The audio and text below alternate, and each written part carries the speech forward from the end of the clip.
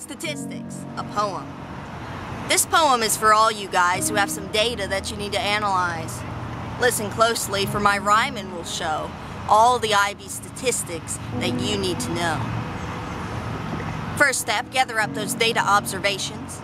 Take the average, that's the mean, then standard deviation. The mean is a measure of location, the center of a population. Unless you want to be a comedian, don't confuse it with the median. Of course, the median isn't much of a riddle. It's simply the number in the middle. So just stick to the mean and you won't get confused. It's the best measure of central tendency that statisticians use. You could compute the mean in your slumber. Just sum the scores and divide by the number. Normally, the measures near the mean are many, and the tails there's hardly any.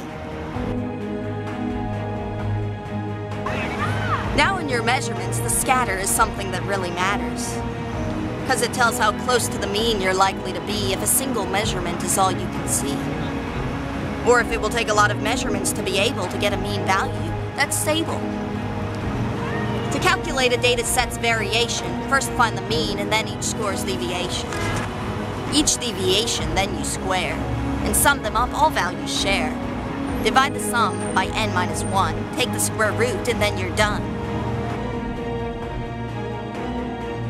The standard deviation, called SD, is a good gauge of a trait's variability. So when showing your data in a graphical plot, the mean is usually drawn as a single black dot. And with the dots there usually are standard deviations, shown as error bars. Forget this number and face some IB hate. Plus or minus 1 SD includes a percent of 68.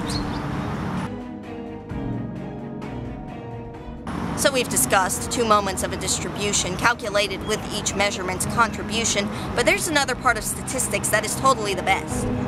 It helps you compare 2 sets of data, the t-test.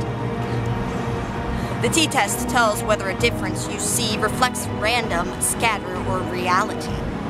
Compute the t-statistic and you can tell at a glance whether the result you found was likely due to chance.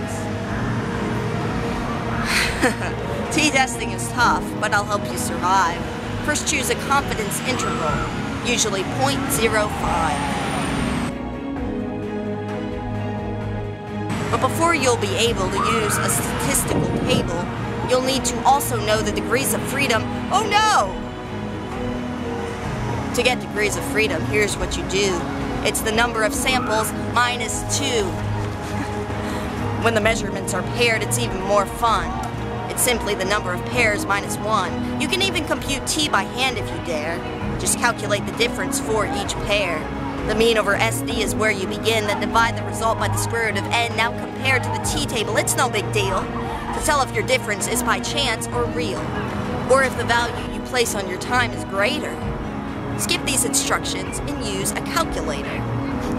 Your lab partners will think you're incredibly intelligent if you're able to tell if your data is significant. Prove your result is significantly different from 0, and you're sure to be a hero. But watch out for one thing, a danger of sorts. From a value that computers often report, they often provide when a t-test is done the coefficient of correlation. This is great to know, since it tells you whether 2 things you measure tend to line up together. But there are terrible threats for any student who forgets that even strong correlation can never imply causation. Yo.